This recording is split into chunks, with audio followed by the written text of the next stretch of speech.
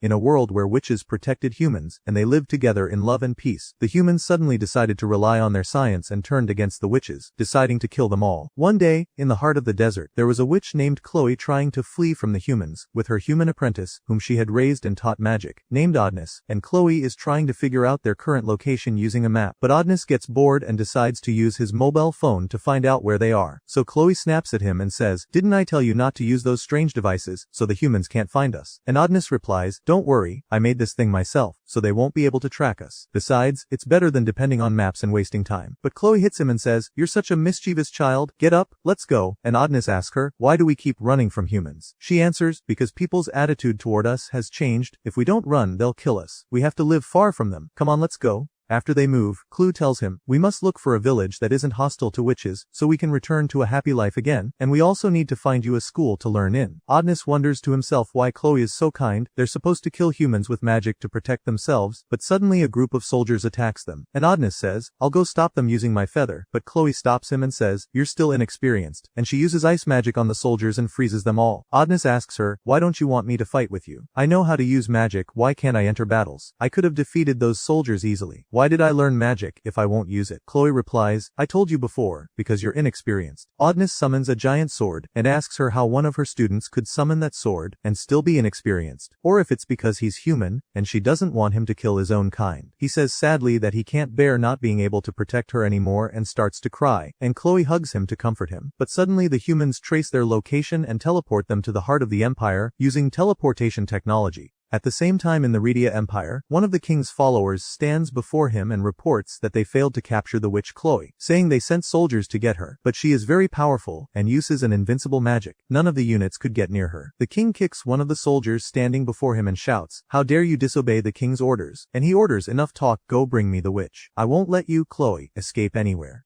Then the king goes out before all the people and delivers a speech to his nation in front of the palace, saying long ago magic protected us. In times of natural disasters or plagues, we relied on witches and expressed our gratitude to them. But didn't you realize that was humiliating? We had to beg them for help, a great insult to humanity. From now on we must live with our dignity, using the science we developed. We are not weak. Even without magic we can control nature with our own power. Now is the time to kill all the witches and prove that we are the ones who can rule this world. While the king speaks, Chloe and Adonis suddenly teleport in front of the crowd. The crowd is stunned at how they arrived there, and Adonis tells Chloe, "Run, Chloe. I'll try to delay them with my magic," but the soldiers seize him quickly. Chloe says, "Listen to me, king of humans, if you care for your people, leave my apprentice alone," and she casts magic and threatens them, telling the people she spared them so Adonis would not be the only human left in the world. But suddenly her spell breaks and Chloe is shocked. The king replies, "You have no idea how far our science has come," and strikes her, saying, "Without your magic you're like an ordinary girl." Adonis, enraged, breaks free from the soldiers but they catch him again. The king tells him, "You're a very annoying child," and orders his soldiers to kill him. But Chloe begs the king, saying, "Adonis is innocent. You're supposed to kill witches, and this boy is a human like you. I kidnapped him to raise him and teach him magic. Please, don't kill this child." The king pulls out his pistol and points it at Chloe. Adonis cries and tries to use his magic, but nothing works, and he asks, "Why isn't my magic working?" The king fires a bullet and kills Chloe. Then a soldier comes out with an axe and severs Chloe's head in front of Adonis, who is stunned. The king holds her head up and displays it before the entire people. 10 years later, in the women's prison, 2 witches are hiding among the prisoners, and at the same time 2 inmates fight over a piece of bread. A witch named Doroka tells them, "There's no need to fight here. Take my bread," and another witch named Anna asks, "Why did you give them your bread?" Doroka answers, "Don't worry about me, I'm fine." Anna says sadly, "You're a kind girl, Doroka, but unfortunately the more technology advances, the more humans will keep killing us. I don't understand why people will be happy when witches are gone." Doroka tries to cheer her with a doll and Anna laughs. Suddenly a soldier enters the prison and calls out to the prisoners, "Who is number 218? The women whisper to each other that no one comes back safely when called by number, and Anna looks at her number, and sees it really is 218, so she's terrified. But quickly Doroka swaps numbers with her, and takes Anna's number, telling the soldier, "I am number 218. The soldier says, "Come with me," and Anna cries, "That's my number, Doroka!" Doroka goes with them to the warden and stands before him, and he says, "Before I kill you I'll torture you first," and Doroka is very frightened. He boasts, "Thanks to science, human civilization has advanced greatly, and that led to the killing of witches to preserve human dignity. I'll take a souvenir photo with you before I kill you." But Doroka quickly bites his hand, steals his mobile phone and flees, and she tries to free the prisoners by imitating his voice on the phone. She opens all the cells and screams, "Run, quickly!" The witches everywhere run, and Doroka goes to a private cell and opens the door, but the soldiers catch her, and try to close the cell quickly. Though they fail to lock it in time, and the most dangerous prisoner in that prison escapes, and it is Adonis.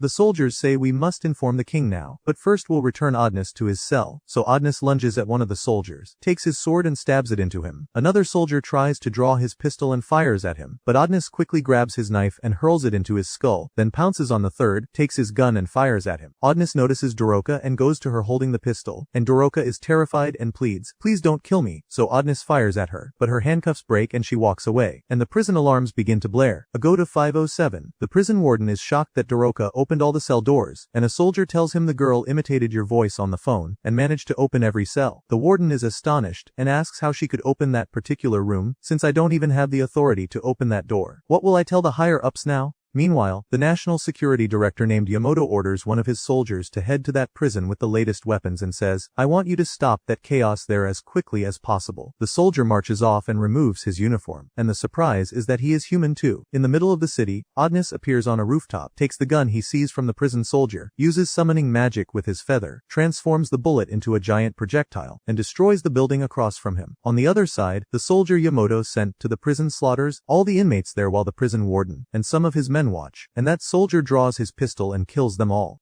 At the same time, Doroka searches everywhere for Adonis and arrives at one of the houses, looking at the giant projectile Adonis fired and thinking sadly, "What should I do now? I caused all this destruction because I couldn't stop him." Back to Adonis, he walks among the people in the street and sees the news reporting that something like a shell struck a building today, and it might be an attack from a neighboring country. Adonis thinks, "I'm sure Chloe would have praised me if she were here, but no, she would tell me that revenge won't bring life back, and that I should run and enjoy my life. I can never forget her." He uses summoning magic and calls a giant monster up from underground. Reports flood the police station about a giant robot roaming the city streets, but no one there believes it. Suddenly, a car crashes into the police station. One officer goes out to check and the driver is in a panic saying, "That's a huge monster." One policeman says, "It's drugs for sure, I'll call the narcotics division," and when he steps outside he is shocked to see a giant robot demolishing everything in front of it. On the other hand, soldiers report the situation to National Security Director Yamato and say they can't hold out much longer against the monster. Yamato asks whether anyone notified His Majesty the ruler, and they say their message hasn't reached him, and that the king's wife told them the king is very ill and can't issue orders now. Yamato says he will use his authority and take charge, declare a state of emergency, request air and ground support, and send armored troops into the city. Yamamoto's sister, Yuki, who is Deputy National Security Director, learns that the monster is Adonis and is probably a witch, so Yamato asks a soldier where the device that suppresses magic is. The soldier says it's underground, but he's not sure if it's still functional. They last used it 10 years ago during the witch purge. Yamato orders Yuki to retrieve that device quickly. The city sirens scream and tell citizens to move to safety as the army prepares to attack the monster. They aim guns and fire shells at it, but nothing hits. The commander orders them to fire again, but all shells fly past the monster. A soldier tells the commander that the shells aren't traveling in a straight line and are passing by the monster, while Adonis shouts, "I will kill you now," and commands the monster to smash the building with its hand, flattening it, and destroying the entire army. We discover Adonis can use magic only because of the feather Chloe gave him. Without that feather he can't use magic since he isn't truly a witch. But that magic has a weakness. There's a delay between writing and activating the spell. Adonis summons machine guns, fires everywhere, and kills people en masse. At National Security Headquarters, Yamato orders aircraft to strike the giant monster. Jets fly overhead and launch missiles, knocking Adonis far away. The planes continue firing until the robot is destroyed. Panic spreads among the populace, and everyone tries to flee. In the city center, a child cries over his dead mother as a building collapses on him, but Doroka rushes to pull him out and says, "I'm sorry this happened," then runs to an old woman and tells her to look after the child and escape quickly, because the place is dangerous. Doroka says she'll try to stop Adonis as much as she can. Meanwhile, in the ruler's palace, the king sleeps because he is so ill and asks his wife, "I hear noise outside, what's happening?" She tells him not to worry and that he should rest. He thanks her for everything and says without her he couldn't have achieved what he did. He rises and coughs blood. The queen orders the guards to bring a doctor, but he refuses, saying he'll be fine. He thinks to himself that they built a great scientific civilization and killed the witches to advance, because human civilization cannot progress with witches around. The modern age no longer needs magic, and if he dies now he will be content.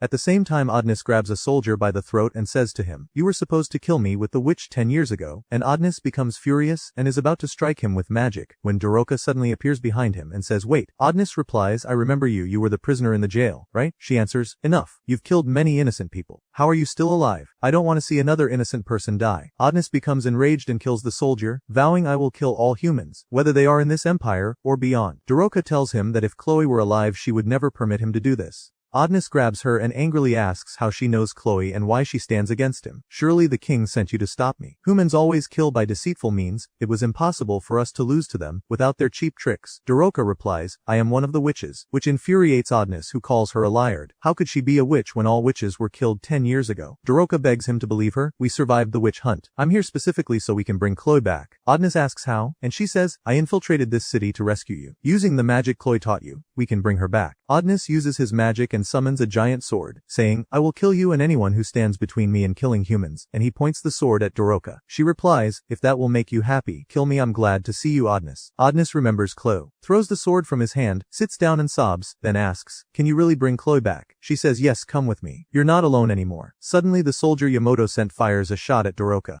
Doroka remembers the past 10 years when she was still a child during the witch purge, watching soldiers slaughter her people with brutality as her city burned and a strange giant creature loomed, and she was terrified until a witch hugged her from behind and said, good, you're still alive. Doroka asked, what happened here? And the witch replied, I don't know. Humans suddenly decided to kill us. Doroka answered, but we lived together in peace. We even tried in every way to heal the city from the last disease. We must use our magic and stop this genocide. The witch told her it wouldn't work because the device can disable our magic and ordered her to flee immediately. Go warn the witch Ophelia about what's happening, she may be able to stop the slaughter. Doroka insisted she wouldn't leave the witch alone and begged them to run together, but the witch said there was no time and urged her to run now, while she tried to delay the soldiers, giving Doroka a doll and telling her not to look back. Doroka took the doll and fled crying as the soldiers opened fire on the witch. Back in the present, Doroka is gravely wounded and Adonis pleads, wait, don't die now. Please tell me how to bring Chloe back. But soldiers open fire on her before she can answer. Adonis leaps away and uses his magic while the soldiers fire at him, but he raises a defensive barrier that blocks every bullet, reflects them back, and strikes the attackers dead. At the same time, a Yamato soldier with a sniper rifle takes aim, but Adonis seizes the bullet with magic, enlarges it through summoning, hurls it back, and kills the Yamato soldier while destroying the building, thinking to himself, did you really think you could defeat me? You will never overcome my magic, I will exterminate you from this planet. Meanwhile, Yuki, Yamamoto's sister and deputy national security director, reaches the underground laboratory to use the anti-magic device and is shocked by its enormous size, wondering if this is what defeated the witches back then. She thinks that once they use it they can stop Adonis and finally be useful to her brother, so she orders the soldiers to activate it. But Chief of the Science Office, Shida, suddenly stops her and says she cannot allow Yuki to use the device. Yuki demands an explanation and Shida takes Yuki's phone to call Yamamoto, telling him she can't let them use the anti-magic device because it emits radiation that destroys human cells. Yamamoto asks if she means the cellular degeneration disease, the one that afflicted the soldiers who participated in the witch purge 10 years ago, and Shida explains that the device's emissions attack human tissue and kill cells, which would make people die, and that's why they'd hid the truth to avoid mass panic. With the witches gone, the environmental cleansing they provided disappeared, and exposure to those emissions now completely devastates the human body. Exactly what happened to the soldiers who stood before the device. Yamamoto realizes this may explain the king's illness. Shida hands the phone back to Yuki and tells her she should walk away from what she's heard, but Yuki refuses and runs to activate the device, crying that they should worry about survival while magic threatens them. Shida orders all units to withdraw and chases after Yuki to stop her, pleading, wait, didn't you hear me? Don't activate that device or we'll all die! But Yuki ignores her and says it's too important, then activates the machine. Suddenly Adonis's magic falters, and Yamamoto and Shida both show visible symptoms from the radiation, while Shida warns that if they can't defeat the boy without disabling his magic, they must kill him quickly before more destruction occurs. So Yamamoto orders all units to attack. All the soldiers move on Adonis while he reaches for his feather, and the troops ready their aim, when one soldier strides out to strike him and shouts, how dare you attack our city? Adonis thinks he's about to die and finally be with Chloe, but in a sudden turn the soldier severs Adonis's head, carries it before the troops, and cries, at last I have killed the witch's evil apprentice, causing the soldiers to cheer wildly and celebrate. Back at National Security Headquarters, Yamamoto praises the troops for their performance, but warns them not to celebrate yet, ordering them to bring Adonis's body, assess the city's damage, and coordinate with rescue teams to treat the victims. He notes the soldier who killed Adonis appears young and asks someone to confirm whether he belongs to the armored units, but says now is not the time and tells them to check on Yuki and Shida, who, tragically, are in critical condition. The next day the king, standing before the people in weak, delivers an address blaming lingering magic for the world's troubles, and proclaiming that the boy we captured from the witch's arms, chose vengeance and killed among us the witch's apprentice Adonis, though human like us, betrayed us, and sided with the witches. We could not know how he used magic as a human, but we managed to kill him, which proves the strength of our empire and the science we have acquired. Be proud you were born in this state. Elsewhere, in a school, a teacher tells the students that many of their friends died, and that though it's hard they must rebuild their lives and move forward. A pupil asks why the witch's apprentice sided with the witches despite being human, and the teacher answers he doesn't know, maybe he was a traitor, or perhaps the witches controlled his mind. After class, a girl visits a memorial with pictures of the victims and apologizes to a friend who died in the events, remembering the time he begged her to help while trapped under rubble, but she left him and fled. In the present, she opens her phone to look at pictures of Adonis, and thinks the magic user is very handsome, when a man appears behind her and says, "Sorry, I thought I startled you." She realizes he's a government official, panics and tries to delete the photos, but he tells her not to bother hiding them, and not to tell anyone for her own safety, while warning that the witch's apprentice is a dangerous criminal responsible for the disaster and many innocent deaths. Terrified, she apologizes and runs away, and after she leaves, the man reports to the police that a high school girl is running in the street, apparently influenced by the witch's apprentice, ordering them to arrest and execute her for treason. Meanwhile, the head of intelligence sits late, exhausted by overtime, but reports a crucial discovery: the corpse of the witch's apprentice is fake. Suddenly Adonis wakes up, shocked to see his own corpse lying before him, and he notices the soldier who killed him standing nearby. She says, "My name is Anna. I infiltrated this city with Doroka. Our plan from the beginning was to bring Chloe back. You didn't die because I used cloning magic. Come with me, I'll get you out of here. Take him, Ophelia." Suddenly bandages emerge, wrap around him, and lift him into the sky. Back to the first scene. Adonis is transported to the realm of the witches and feels unbearable pain. One witch says, his body temperature, heart rate, and blood pressure are all rising. If this continues, his heart will stop. Another replies, "I knew his human body wouldn't withstand this transformation." Adonis screams loudly, then suddenly goes still. Ophelia, ruler of the witches, appears and says, "I'll restore him to his true form." She places her hands on his head and uses her magic. A go to 408 type. Adonis collapses to the ground, and Ophelia holds him, saying, "Thank you for fighting for us." He quickly pushes her away and demands, "Who are you?" She answers, "I am Ophelia, ruler of the witches, and you are in our kingdom." Later, Adonis sits in a wheelchair, helped by one of the witches to move. Two other witches approach him and one says, "I'm glad you're okay. Chloe would have been sad if anything happened to you." Adonis asks, "You knew Chloe?" They reply, "Of course. She used to play with us when we were little." Adonis later meets Ophelia again. She tells him, "Your body endured tremendous strain." Adonis asks, "What did you do to me?" She replies, "I summoned you to the witch's kingdom, apprentice of the witch Chloe." He asks, "You know Chloe too?" And she says, "Of course, there isn't a witch here who doesn't. She was one of the strongest and smartest among us, cheerful and kind beyond anyone else, but she was banished from our realm." Adonis answers, "You mean you banished her because she taught magic to a human child, right?" Ophelia explains, "Magic is our only secret. No human may learn it. When Chloe taught you magic, no one understood her reasons. All the witches begged her to abandon her apprentice and return, but she refused. By the way, you may reclaim your feather." Adonis is shocked to see it and tries to stand, but falls to the ground. Ophelia gives him the feather and says, "This feather contains powerful magic. Chloe made it for you, didn't she?" Adonis nods. "Yes, no one else could have done it." Then he asks, "Can you bring Chloe back?" Ophelia answers, "Of course. Witches don't lie." Adonis relaxes, lifts his gaze to the sky, and is stunned to see the planet Earth. "Where am I?" he asks. Ophelia replies, "This realm is hidden from humans. We arrived here 10 years ago. It's where the witches found peace again. We built our nation on the moon. Science revealed humanity's true intentions toward us." She continues, "So we had to escape beyond their sight." She takes Adonis to a great tree and says, "This is Meadow, the tree that gives birth to witches. Since you're a witch's apprentice, have you seen one before?" Adonis replies, "No, this is the first time." Chloe never liked to talk about her origin. Ophelia explains, "This is the last remaining tree. We brought it here from Earth. Humans burned all the others, leaving only this one. Now it's the only source that can create and renew witches." Adonis looks ahead and asks, "Is that Chloe?" Ophelia replies, "No, she's still a witch about to be born, but we need your memory to make her Chloe again. The linear summoning magic you use can bring her back. Your magic is multifunctional. It can summon anything you've seen before. If you can use your magic to summon Chloe, she'll return. The decision is yours. Please tell me when you're ready." Later, Adonis lies beneath the tree and whispers, "My magic can bring Chloe back." Suddenly Anna appears and he says, "You're the witch who used cloning magic on me, right?" She replies, "Aren't you gonna thank us for saving your life?" He answers coldly, "No." Anna grows angry and says, "Doroka died for you?" He responds, "That's not my fault. It was your plan from the start. So don't take it out on me," then walks away. Anna calls after him, "Wait. We're not done talking. Humans really are selfish. Why did we risk our lives for someone like you?" Adonis stops and says, "To use me and Chloe. Isn't that right?" He recalls Doroka's dying words warning him that the witches planned to exploit Chloe, that he and she needed to flee from the witches' kingdom. Adonis asks Anna, "Why did you build this huge place to imprison humans? You kidnap children and slaves, teach them linear summoning magic, and make them fight humans in your place because witches are almost extinct. You need new soldiers to continue your war. And since Chloe was the only one who could craft feathers, you want to bring her back, don't you?"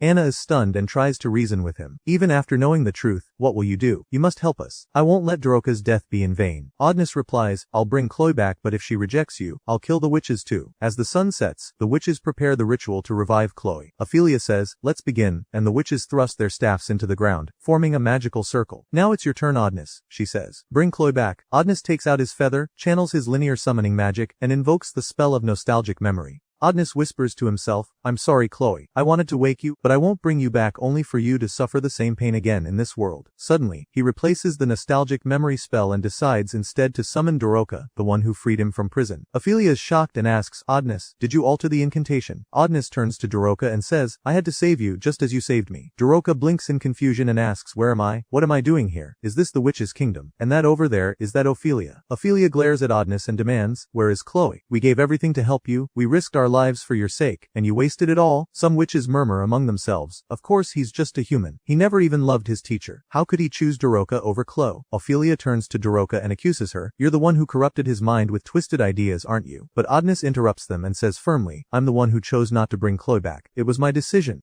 Ophelia shouts, how could you do this, witch's apprentice? You're just a human. Suddenly, interference ripples through the air. Ophelia freezes and demands, Adonis, did you do that? Adonis laughs bitterly, holding up a small chip, then crushes it in his hand and throws it to the ground. A massive explosion erupts, engulfing the entire place in fire. The great Mido tree, the one that gave birth to the witches, catches flame, and Ophelia stares at it in despair. Then National Security Director Yamato appears with his soldiers, surrounding the area. So this is the witch's tree, he says coldly. I didn't know one still existed. This place holds the last of the witches, and their filthy apprentice. Adonis glares at him and replies, filthy apprentice. I'm the one who let you track me here through that chip. A witch steps forward to reassure Ophelia. Don't worry, I'll extinguish the fire with my water magic. But before she can cast the spell, a soldier decapitates her. Ophelia orders the witches to prepare for battle. They arm themselves and cry, we're ready to destroy them. Adonis summons his linear summoning magic. Yamato charges at him with a sword and slashes, grazing Adonis's cheek. Adonis snatches Yamato's gun and fires several rounds at him, knocking him to the ground. You're weak, Adonis says coldly. You came here to kill me, but you can't even stand up. At the same time, the witches unleash their full power. One uses gem magic to immobilize soldiers. Another summons a giant serpent that crushes and devours men one after another. The witches fight desperately to defend their realm. Ophelia lifts several soldiers into the air, gathers them into a sphere while bullets curve away without touching her, and detonates them at once. Humans are so fragile before us, she declares proudly. We'll win this battle easily. But her confidence breaks as she sees countless witches fall to the soldiers' weapons. Elsewhere, Science Agency Director Shida stands in a meeting before one of the Imperial leaders. He demands, why are there so many witches when we killed them all? I want a logical explanation. Shida turns on a screen showing satellite images. This satellite was used for teleportation technology, but after the witch war we abandoned it in orbit. As you can see here, skeletal remains of witches. We believe they reached the satellite. The leader glares and says, you mean they used it to flee to the moon, and hid their base with concealment magic? Shida nods. Yes, I'm sorry I didn't notice earlier. The leader slams the table angrily. You receive enormous funding from the Empire, how did you miss this? People think the witch war ended 10 years ago. That means we've failed. Back in the present, Yamato remembers the past, standing before a healing chamber containing Yuki, his younger sister. Recovering from the radiation she absorbed from the antique magic device. She's always stood behind me, he recalls. When I joined National Security, she joined too. When I became director, she became my deputy, the youngest ever to hold the position. It wasn't right for her, but she did it all for me. Returning to the battlefield, Yamato faces Adonis again. Everything that happened to my sister Yuki, it's because of you, witch's apprentice. I'll kill you for her. He rises and challenges. Let's finish this fight. Adonis raises his gun, aiming at him. You're weak, he says coldly. You can't stand against me. But Yamato lunges forward and punches him in the face, sending him flying. Doroka rushes to help Adonis, and Yamato yells at him. How can you protect witches when you're human? He gathers his energy, draws an anti-witch sword and swings. Adonis narrowly dodges the strike but is wounded. His blade slices through the ranks of witches, cutting many in half including Ophelia, the witch queen. Anna rushes to Doroka, using cloning magic one last time. Thank you Doroka for being my friend, she says weakly. The wound proves fatal and she dies. The battlefield becomes a sea of blood. Doroka screams at the top of her lungs, please, stop. At the same time, Adonis glares at Yamato. You'll pay for this blood, he vows, summoning a defensive shield with his linear magic and charging at him. Yamato blocks the blow and counters, but Adonis leaps back, gathers his energy, and attacks again with a punch that shatters Yamato's sword and sends him sprawling. Yamato grabs another sword with his other hand and slashes, forcing Adonis to retreat.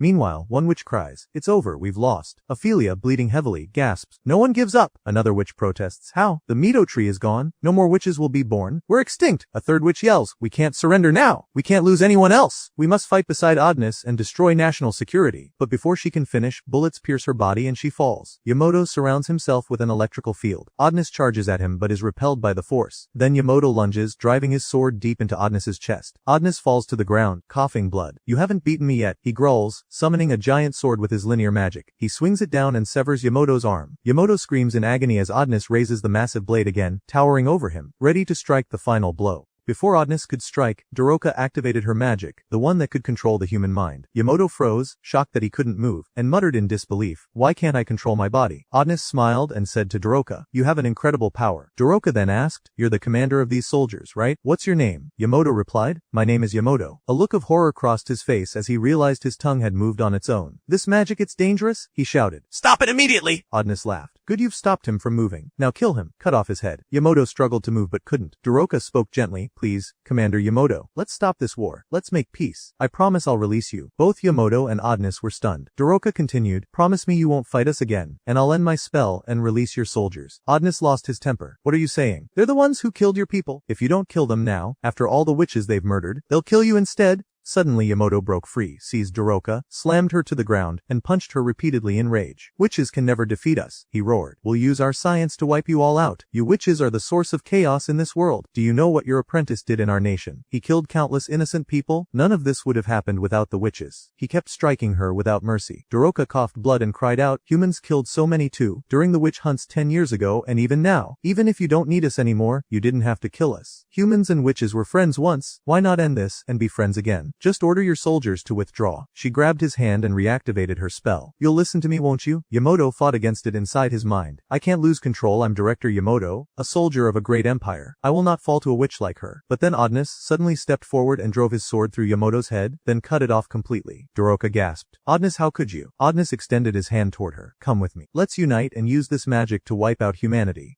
Meanwhile, in the royal palace, a soldier reported to the king, "Our units under Director Yamato are still attacking the witches on the moon. They're fighting with all they've got, but communication is weak. We don't know any details yet, but I'm certain we'll win." The queen asked, "That human boy, the witch's apprentice Adonis, is he still there?" The soldier nodded. "Yes, your majesty, he's fighting alongside them." The king's eyes went wild. "Finally, burn all the witches there. Destroy the entire moon." He laughed hysterically, behaving like a child, then embraced his wife. "I did it. I killed them all." The palace servants clapped as he giggled and spun, but one soldier looked on uneasily, whispering to himself that the king had lost his mind completely. The queen told him calmly, "There's no need to worry, sometimes he reverts to a child." Then she suddenly activated her magic of love, a spell identical to Daroka's, and seized control of the king's mind. "Your time has come, my dear husband," she whispered. The king staggered toward the palace wall, acting like a lunatic. The soldier stared in horror as she manipulated him. The king climbed the wall, laughing, shouting, "I'm the greatest emperor. I killed all the witches for you, my beloved. I did everything you asked because I love you." Then he threw himself from the palace roof. The soldier tried to call the police, shouting for backup and drawing his gun. But the queen turned her love magic on him too, taking control of his mind. He robotically reported to the police that the king had fallen from the palace and died.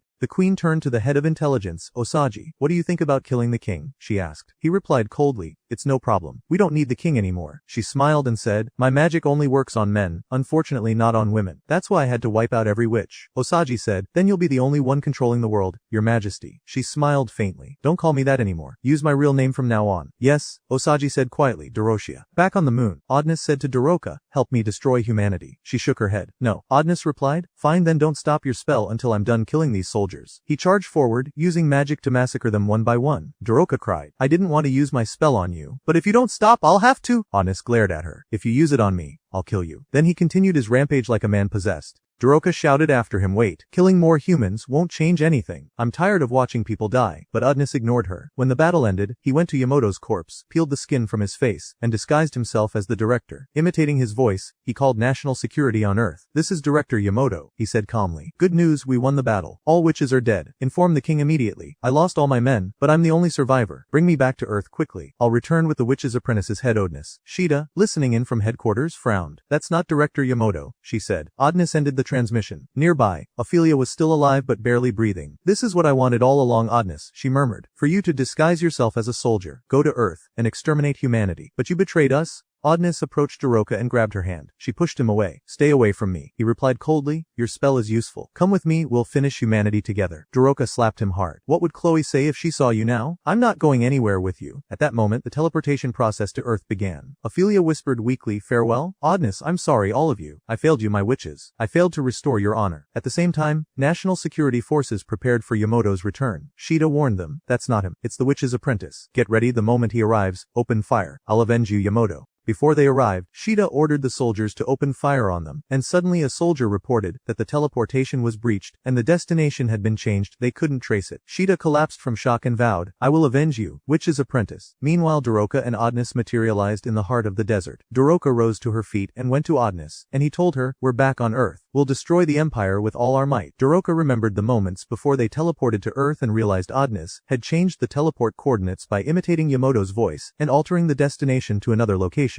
Back in the present, Adonis told Daroka, we'll raise every town and village in our path toward the Empire. We'll wait here a while to gather information. By the way, I need treatment for my wounds. Daroka sat on the ground and said she wanted to return to the witches in their realm, which enraged Adonis. There can't still be witches alive after that battle. What would you do if you went back? He spat. She insisted it wasn't true, and that she had seen witches still alive there and wanted to return home. You only care about revenge, she said. Adonis used his linear summoning memory magic and replayed Daroka's promise to Yamamoto when she asked him to promise not to attack them, but he instead attacked her. He accused her. Now you know why you don't fit in with the other witches, because you always want to reconcile with humans, despite what they do. Daroka answered, I always wanted to meet you, to see the person Chloe chose to be her apprentice, even though he's human. I expected you to be the bridge between our worlds. I was waiting for you to stop this war. You don't know anything about me, Adonis snapped. Daroka asked how long he would keep going like this, and warned that if he continued to seek vengeance, the war would never end. We need someone who can stop this conflict and lift the curse from our world. Adonis replied coldly that Chloe's life was worth more than all humans, and that the world that killed her deserved destruction. What will you sacrifice to take your revenge? Daroka demanded. All that happened to the witches is because you rage, she cried, because you summoned humans. Adonis shrugged and said he used witches like lab rats to summon them. Daroka grew furious and reminded him they did the impossible to survive the witch hunts, and accused him of belittling their lives. He grabbed her angrily. Which of us belittles lives? You want to forgive humans despite their slaughter of many witches. You are the one who dishonors them. Daroka wept and said revenge won't heal his wounds, but Adonis answered that he had nothing left to lose and left. Daroka leapt up, tackled him, and pleaded, you still have a life. No matter how cruel the world is, don't let revenge change you. If you keep killing like a madman, you'll become like the humans who murdered Chloe. You still have so much you haven't lost. You don't understand, Adonis said. If I don't avenge Chloe, everything of hers in this world will vanish. I'm afraid of that. Daroka sobbed and he told her she only cries, and she smiled sadly while noticing he was bleeding heavily. Suddenly a gang rode up on motorcycles. One said, I see two people out in the desert. Let's check them out. Another guessed they were fugitives from the city. The gang reached them. Daroka begged them to help. Can you spare us assistance? We're lost and my friend is wounded. The next morning Adonis woke and wondered where he was, unable to recall anything after losing consciousness. He guessed he was with the gang. The gang leader approached and said, finally awake. He offered Adonis some juice, but Adonis refused and asked where his companion was. The leader led him to a balcony, and explained the place was full of people from different lands, escaped slaves from the Empire who had become vagrants.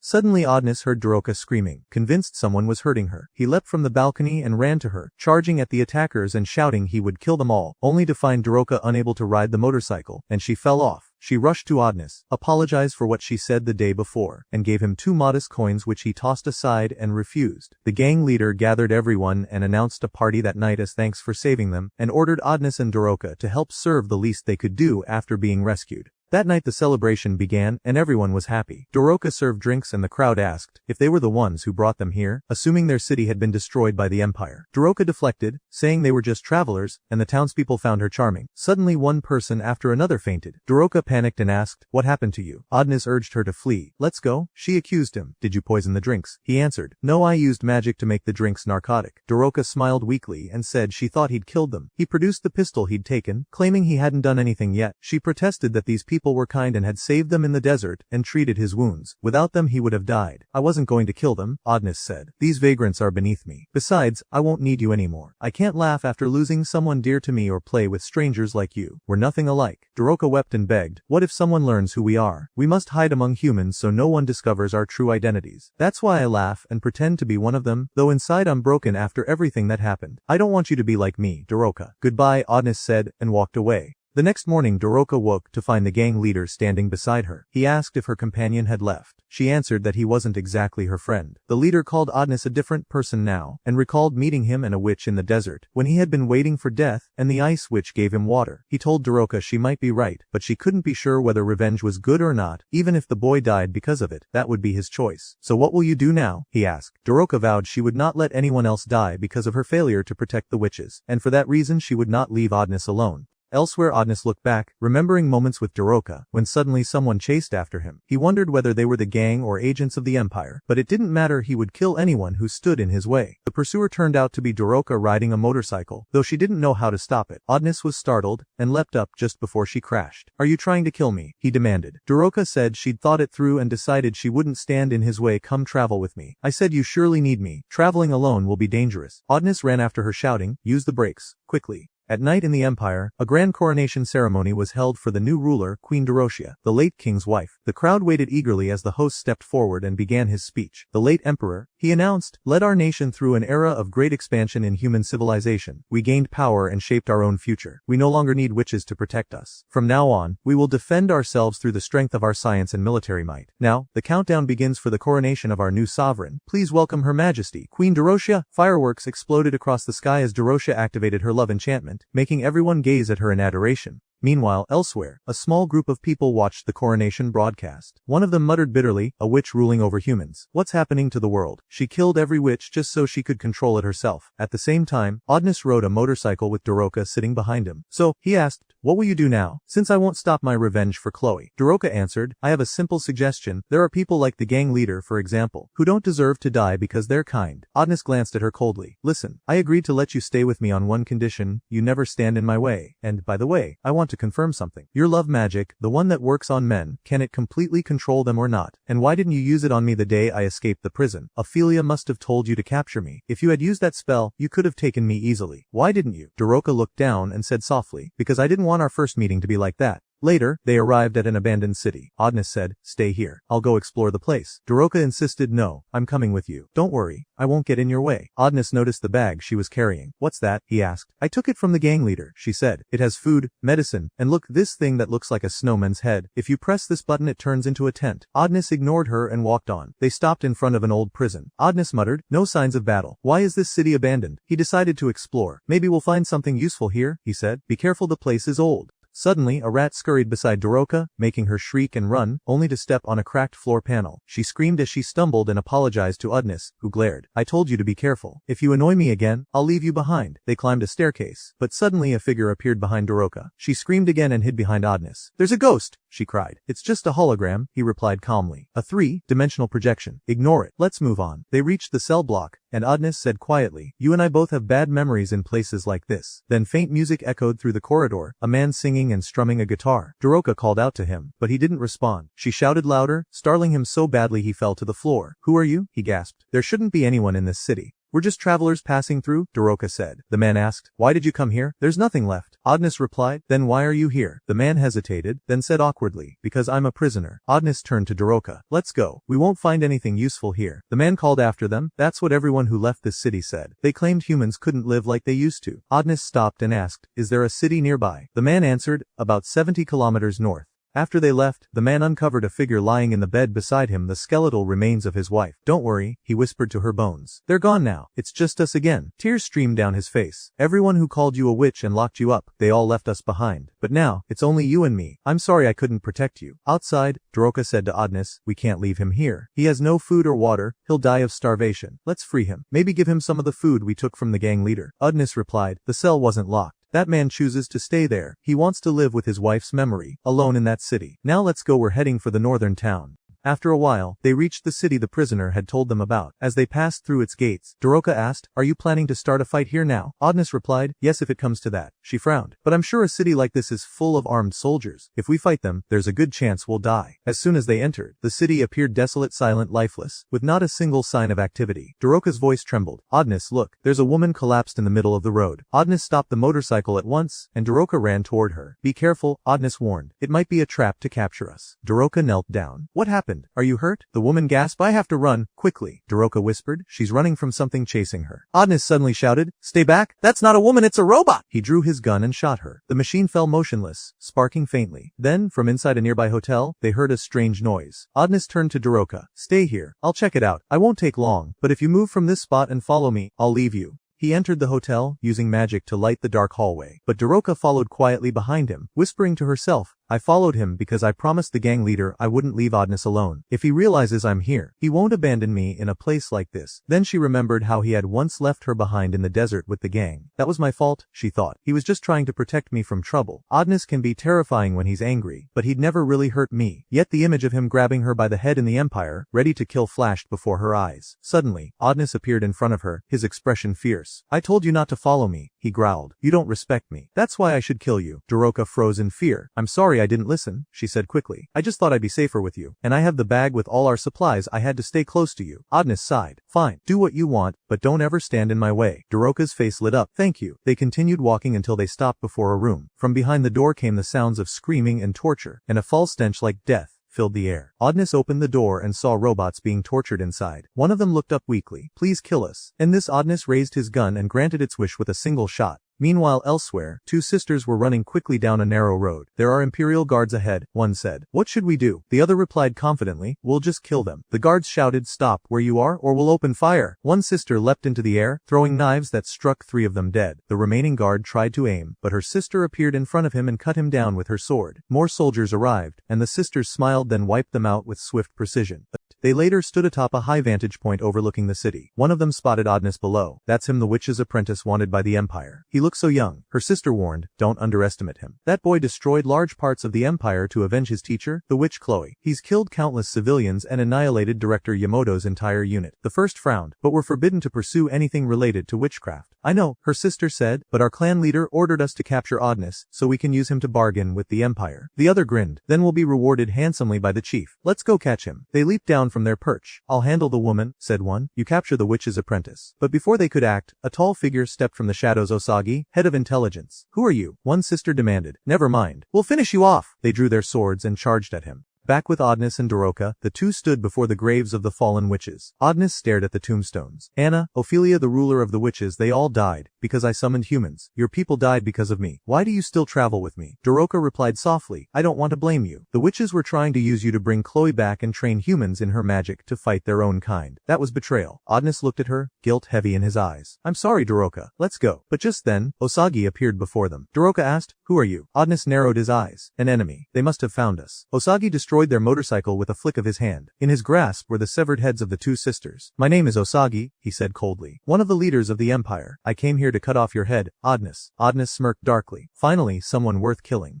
On the other side, the director of intelligence watched the battle through a drone and said, we found Adonis. Chloe's apprentice, welcome back to Earth. Unfortunately, your teleportation coordinates were recorded in our systems. You underestimated humans, Adonis, and you underestimated the intelligence agency. She ordered through the drone, Osagi, finish him quickly. Director Osagi, I don't like working overtime. Osagi addressed Adonis and Doroka. As you heard, I'll cut off your head quickly. Adonis thought to himself he didn't expect them to find them so fast, and asked Osagi why he was carrying the heads of two girls. Osagi sneered that he didn't know who they were, and tossed the heads like balls, saying they arrived first and tried to kill Adonis, so he killed them. They weren't his only enemies. Doroka retorted that he couldn't harm them, but Osagi grabbed her by the neck and declared no one could defeat him. Adonis threw Doroka aside and shouted for her to get back while reaching for his feather to use linear summoning magic, but Osagi struck him with blistering speed and hurled him away. Adonis drew his pistol and fired, but Osagi dodged the bullets with uncanny ease. Adonis kept shooting and none hit, and Osagi laughed mockingly. You can never hit me. Adonis realized a human couldn't move that fast. Osagi must be a machine, and fired a bullet he magnified with linear summoning magic. The director warned Osagi over the drone that he should not try to stop the enlarged shot because it would destroy him, but Osagi replied not to worry, and proved he wouldn't stand in its path, ducking and avoiding the massive projectile before lunging at Adonis. Doroka used her mind control spell, and warned Osagi that if he did not stop fighting she would bind his movements. Adonis approved, saying they'd make him answer questions: how he moved so fast, what weapon he used, how many were pursuing them, and who the drone communicated with. Make him respond quickly. Suddenly Osagi laughed and moved normally, to Adonis and Doroka's shock. Adonis asked what surprise this was. Osagi revealed that Doroka's charm was a love spell like the queen's, and Doroka admitted it wasn't affecting him. Osagi tore off his shirt to show a heart mark, proof of a love enchantment on him, and Adonis realized that mark came from another witch. Osagi flexed slots, opened on his back like a machine, mechanical arms deployed, and his attack level rose. Adonis warned Doroka to run because her charm no longer worked, but she refused and began helping, lifting huge stones and insisting she could fight even without magic. She vowed she wouldn't let anyone else die and would stand beside him to the end. Adonis summoned a sword, handed it to Doroka, donned iron armor himself, and urged her to fight. Let's defeat him, witch. Osagi snarled he would cut both their heads off.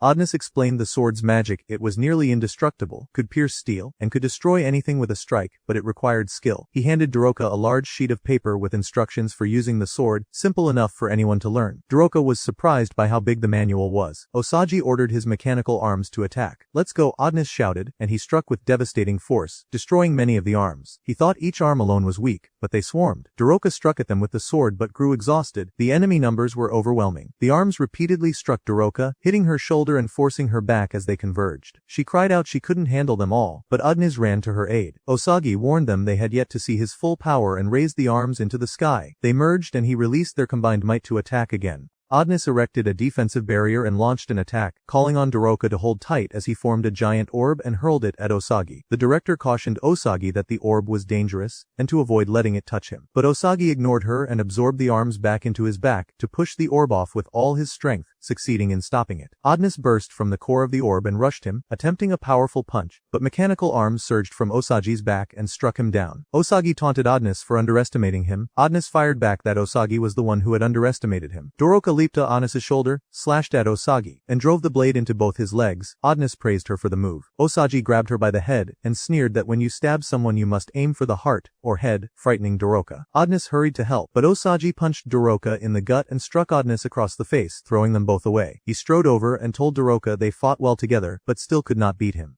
Suddenly Adonis used his magic to bind Osagi and snarled that even if Osagi begged him not to kill him, he wouldn't spare him. He vowed to choke him to death. Osagi laughed that the fight wasn't over, and the mechanical arms swarmed and restrained Adonis. Adonis gasped that if he couldn't finish writing his spell, his magic would stop. Doroka seized the sword and rushed to kill Osagi, telling herself she had decided to help Adonis and would not let him die. She must act now and kill him quickly. Adonis warned her there was a hand behind her, but she couldn't dodge in time, and a mechanical arm snatched her and hurled her into the air. Adonis gritted that she always needed his help and struggled with all his strength, but a third arm pinned him to the ground while more arms gathered around to hold him fast. Osagi shrugged off Adonis's binding and ordered the arms to gouge Doroka's eye. An arm pinned her head, and Adonis screamed for them to stop, wrenching against his restraints. Doroka wept and looked at Adonis one last time, recalling their memories together and whispering her gratitude. Thank you, Adonis, for everything and for standing by me. If I had one wish it would be to live with you forever. Osagi's voice turned cold. I'm sorry, little witch, but this is the last thing you'll see in your life. The hand puts its fingers into her eyes, and Doroka starts bleeding, screaming in pain. Adonis tries to free himself from them, takes off the armor he is wearing, and manages to break free. He runs quickly to reach her, but it is already too late. Suddenly, the hand rips out her eyes, and Doroka falls to the ground. Adonis rushes to her fast to check on her. Doroka, with blood running from her eyes, says I can't see anything anymore. Adonis puts his hand on her eyes and tries to stop the bleeding, but the blood keeps flowing heavily. Doroka tells him, don't worry about me, I'm fine, run quickly and I'll catch up. Adonis, with eyes full of vengeance, says to Osagi, return her eyes and heal her now. But Osagi doesn't care about his words. He plays with Doroka's eyes like small balls, presses hard on them, and destroys them. Adonis becomes furious and rushes toward him quickly, but Osagi retreats backward. Adonis jumps away, takes out his feather, and tries to use magic, but Osagi attacks him and kicks him in the face. The feather falls from his hand far away. Osagi attacks him again with his leg, but Adonis grabs it and slams him into the wall. Osagi stands up and orders the hands to attack him. Adonis uses linear summoning magic and reverses the hands, making them attack Osagi. But a hand appears and saves Osagi from that attack, lifting him into the sky. He is surprised when he doesn't find Adonis standing below. At the same time, Adonis takes Doroka and hides behind the wall. He tells Doroka, this is a primitive way of healing, but there is no other solution. Try to endure the pain for just 1 minute. He holds a hand that emits heat and puts it on her eyes to stop the bleeding. Doroka feels great pain, but he succeeds in cauterizing her eyes and stopping the bleeding. She tells him, thank you, imagine if we lived in the same country, went to the same school to study, and lived a quiet and happy life. That was my only wish in this world. Suddenly, she faints, and Adonis remembers Chloe, saying to himself, I couldn't save any of you. On the other side, Osagi is searching for Adonis when the ground starts shaking, and Adonis appears holding Daroka on the giant beast that destroyed the empire before. The head of intelligence tells Osagi, be careful. He used that beast before to destroy the city and kill a large number of soldiers. The beast raises its hand and hits Osagi with it, but he jumps quickly, and a hand catches him. Adonis says, I want you to bring your queen here. Osagi is surprised, and Adonis says, I will tear out her eyes just like you took Daroka's. Osagi is shocked and says, you are comparing the queen to a girl like this. I will kill you, Adonis. He releases hands from his back and orders them to attack Adonis, then rushes toward him. Adonis jumps at him too, and they clash with each other. The hands attack the beast and destroy it, while Adonis jumps away and Osagi follows him. Adonis activates his magic and summons iron arms, attacking him and trying to land a powerful punch, but the hands grab him before he can hit, pinning him to the ground. Adonis tries to activate the spell quickly, but Osagi kicks him before he uses it and throws him away. He says, I discovered the weakness of your magic. There's a delay between writing and activating it. Adonis says angrily, heal Daroka's eyes now. Osagi forms the hands into a giant hand and strikes Adonis with it. On the other side, Daroka gets up and tries to find Adonis. She calls out, where did you go? What should I do now? I can't see anything. I can't find you like this. Suddenly, she hears his voice and becomes happy, but it is Osagi imitating Adonis's voice. He is holding Adonis in his hand and throws him away, impaling him with an iron rod, then orders the hands to attack him, hitting him repeatedly. Daroka asks, what is happening here? Osagi grabs her and slams her into the wall, punching her hard in the stomach. He tells her, I get very angry when you talk with a voice like the queen. Osagi tells his past, I met her in the palace, and became her loyal servant. But now the world doesn't need two witches with the same kind of magic, so I decided to take your eyes, so you wouldn't resemble her. Daroka says, I don't know what you're talking about, but I know that witches are the enemies of humans. Leave Adonis alone. I know what he did, he destroyed the empire, but all that happened because you humans fought the witches. I tried to stop the war in every way, tried to believe that revenge wasn't right, but after what humans did, I'm sure we should have killed them long ago. Osagi kicks her in the head and says, I don't care about your words, all I want is Adonis's head. Adonis says to Daroka, I'll ask you for one thing only, use your magic on me and control me. Daroka is shocked, and Adonis tells her, if you don't do it, we'll both die. Osagi gets angry and kicks Daroka, saying to Adonis, don't waste my time resisting, I'll cut off your head now. He walks toward him to do it, but Daroka tries to stand up and says, Adonis, I'm sorry, I'll use my magic on you this way. She screams loudly, forgive me Chloe, and uses her magic. Adonis becomes charged with energy and punches Osagi with a powerful hit, saying, now you see, revenge is the answer against humans. Use your magic on me, control me without limits, and don't be afraid, I'll never fall in love with you. Daroka uses her magic on him again and says, no one can stop you now. All your wounds are healed. Your magic is limitless. Adonis summons his feather. Osagi is shocked and says, I didn't know love magic could do this. I have to escape now. He jumps upward to run quickly, but Adonis summons a light sword and strikes Osagi with it, causing severe damage, saying, bring your queen here now.